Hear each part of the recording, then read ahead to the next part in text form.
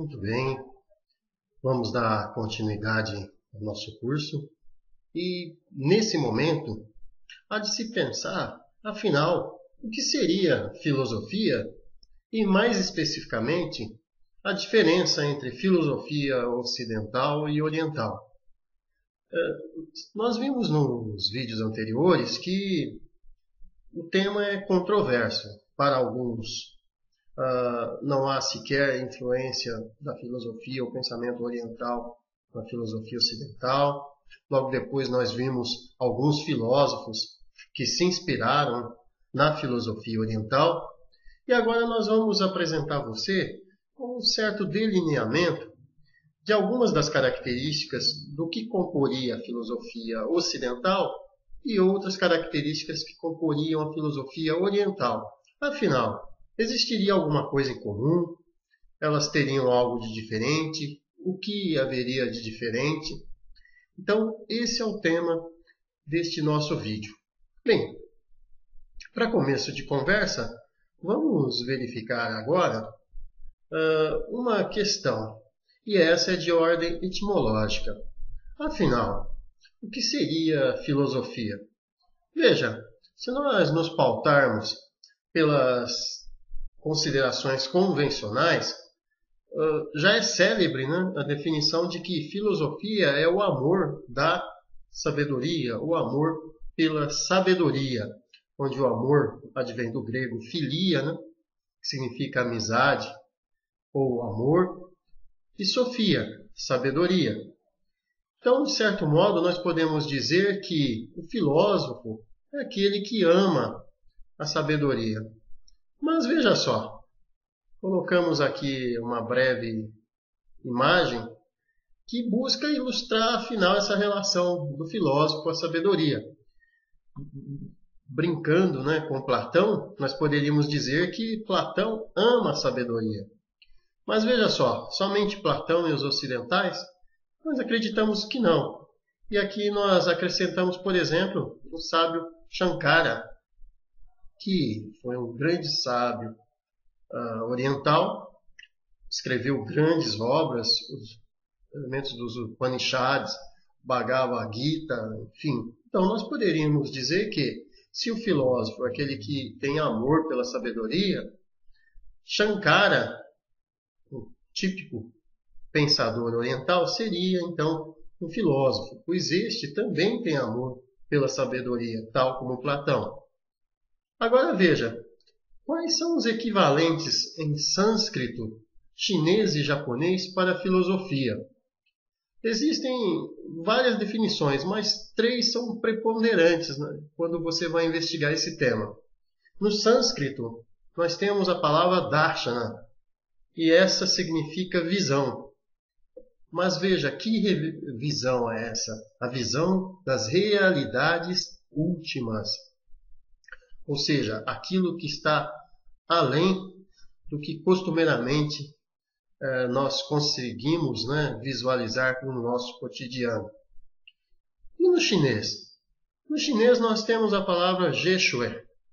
E eu gostaria de, nesse momento, pedir desculpas a todo aquele especialista, né, no mandarim, que sabe a pronúncia correta, né, mas essa pronúncia um tanto quanto a brasileirada, né, Zheshue, tem por significado estudo sábio.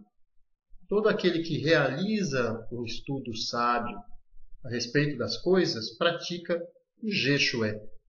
E por fim, nós temos o similar japonês, que é a fala Tetsugaku. E essa é a junção de duas palavras, Tetsu, que significa sabedoria, e Gaku, que significa aprendizagem, ou seja, a aprendizagem da sabedoria. Então, de certo modo, nós poderíamos dizer que tanto os filósofos do Ocidente, quanto os filósofos do Oriente buscam a sabedoria, ao tentar responder uma série de questões. E vou apresentar para você agora algumas dessas questões. Vamos ver juntos. Bem, são muitas as questões que temos na filosofia. Mas se nós pudéssemos sintetizar, digamos, 3 perguntas centrais que nós temos nela, eu apresento para vocês essas 3 aqui. A primeira, o que é o quê? Ou seja, o que é tudo isso que está ao meu redor? E que eu me deparo e logo faço inquirições. O que é isso? Uma outra pergunta, o que é o bem? Uma terceira, o que nós sabemos a respeito da verdade ou o que é a verdade? Veja, essas 3 perguntas são cruciais na filosofia. Uma busca tentar interpretar, compreender a realidade. E a outra busca tratar, investigar dos nossos valores. O que eu valorizo na minha vida, ou devo valorizar, né? E por fim, nós temos uma outra pergunta que busca tratar do conhecimento. Como se dá o conhecimento? Qual a relação do conhecimento com a verdade? São essas 3 questões filosóficas fundamentais que comporão a investigação de todo aquele que tem amor pela sabedoria. Bem, essas 3 perguntas centrais vão se manifestar em 3 grandes áreas da filosofia. A primeira, a metafísica, que busca investigar, afinal, o que, ou seja, o que é a realidade, se existiria algo além desta realidade, o que é o real, né? A axiologia, que estuda os valores, e dentre os ramos da axiologia nós temos a ética, né?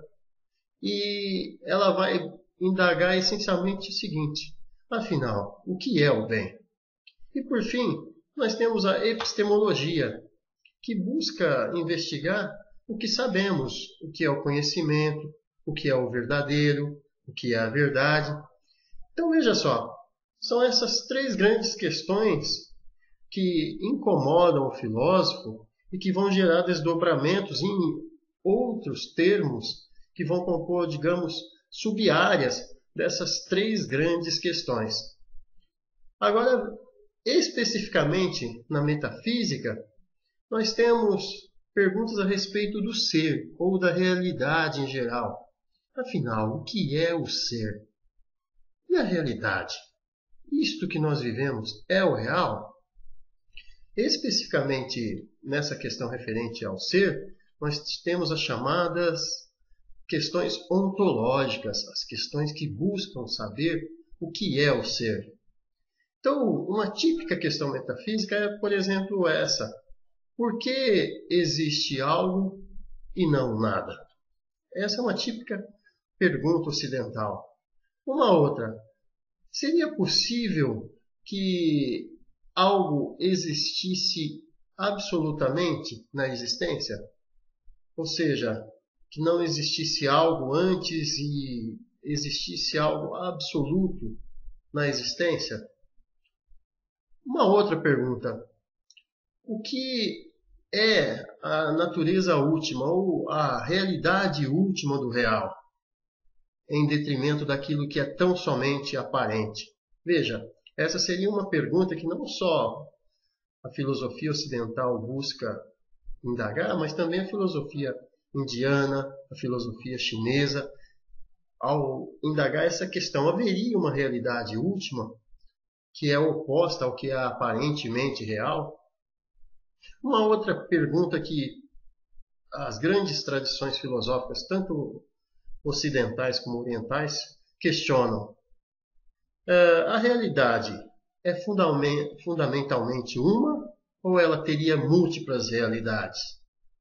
Uma outra, e essa especificamente, é uma questão metafísica típica, por exemplo, do pensamento filosófico chinês. Qual a relação entre o único, o o tal, os dois, o yin e o yang, e os muitos, o mundo plural? Então, veja, essa já passa a ser uma questão tipicamente de ordem filosófica oriental. Uma outra pergunta. Existiria alguma coisa que não muda, ou seja, que permanece eterna? São questões que tanto a filosofia ocidental quanto a oriental realizam a respeito desse tema. Por fim, uma última questão. Essa realidade que nós temos, afinal, ela seria material ou espiritual? São também questões que tanto a filosofia oriental quanto a ocidental buscam resolver. Bem, por fim, só para você perceber a diferença de questionamentos, né, entre uma e outra, eu cito uma que é tipicamente da filosofia tradicional chinesa. Por exemplo, o que é mais básico, o ser ou o não ser? Especificamente na filosofia ocidental, nós temos um célebre debate, né, entre Heráclito e Parmênides, né, a respeito do não ser ou devir, mas os chineses fazem uma pergunta tanto quanto diferente. Afinal, o que viria primeiro? O ser ou o não ser? O que é o mais básico de tudo, dessas duas realidades? É uma típica pergunta da filosofia oriental. Bem, além disso, a metafísica faz outras perguntas que tanto filósofos ocidentais quanto orientais vão se indagar. Por exemplo, de ordem cosmológica. Qual é a natureza do cosmos? Do que ele é feito? Como ele é estruturado? O que fez com que do cosmos surgisse o ser? Vamos pensar uma questão especificamente ocidental, por exemplo. O cosmos deixará de existir no futuro? Uma questão tipicamente ocidental. Ou uma que agrega tanto o pensamento ocidental quanto oriental. Existiria uma realidade acima e ao redor do cosmos, ou seja, uma realidade supernatural? Ou o cosmos tem uma vinculação com a natureza? Quão real ele é? São questões que tanto os filósofos ocidentais quanto orientais buscam responder.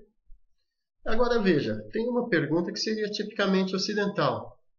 Quais são e eu apresento para você, por exemplo, quais são as implicações filosóficas das descobertas científicas para as questões cosmológicas? Essa seria uma típica pergunta da filosofia ocidental. Bem, agora veja só, tem algumas questões da metafísica que têm um fundo teológico. Por exemplo, Deus existe? Essa é uma questão tipicamente teológica que a civilização e a filosofia ocidental faz. E, por exemplo, a filosofia indiana também faz. Qual a natureza de Deus? É uma questão que tipicamente a filosofia ocidental e a filosofia oriental indiana fazem. Se Deus existe, como é possível a dor, o sofrimento, o mal? Veja, essa é uma questão muito, digamos, patente, sobretudo filósofos ocidentais tais como Agostinho. E a filosofia oriental indiana busca também responder essas questões. E a partir dessas perguntas, né, há desdobramentos antropológicos. Por exemplo, quais são as principais características básicas humanas? Como se relacionam, por exemplo, a mente humana e o corpo humano? Essa é uma questão tipicamente ocidental. Haveria liberdade de arbítrio? Questão essa que, por exemplo, está presente tanto na filosofia ocidental quanto na filosofia indiana ou chinesa. Agora veja só, você percebeu que as questões relativas a Deus, elas estão sobretudo presentes na filosofia ocidental e na filosofia oriental indiana? Isso não se dá por um acaso. Essas questões relativas a Deus, elas como que na filosofia chinesa não estão muito presentes, porque essa ideia de divindade é algo, digamos, estranho à filosofia chinesa, na medida em que, por exemplo, uma realidade última é o Tao. E o Tao, como vocês verão, ele não tem essas características divinas, tal como nós pensamos no Ocidente. Bem, só para finalizar essa questão a respeito da metafísica e os desdobramentos, por exemplo, teológicos e antropológicos, uma pergunta típica que ela faz e que tanto filosofias tradicionais chinesas e indianas também buscam responder, que é, por exemplo, quem sou eu, de onde vim, onde eu estou indo. São questões tipicamente também, tanto filósofos ocidentais e filósofos orientais indianos, chineses, buscam responder. Veja só, como nós dissemos, né, só para fechar então essa relação de Deus na filosofia chinesa, ela não é, digamos, tão patente devido à ideia de uma realidade suprema, superior, que está presente, por exemplo, no Tao, no confucionismo, né, no taoísmo, ou mesmo na natureza de Buda, questões da filosofia indiana tais como o Nirvana, enfim, são questões que são diferentes daquelas costumeiras que nós fazemos na filosofia ocidental. Por isso eu fiz questão de que você pensasse que essas questões teológicas a respeito da divindade, tal como nós temos, elas são sobretudo muito comuns no Ocidente e na filosofia oriental indiana. Na filosofia oriental chinesa, essas questões não são comuns.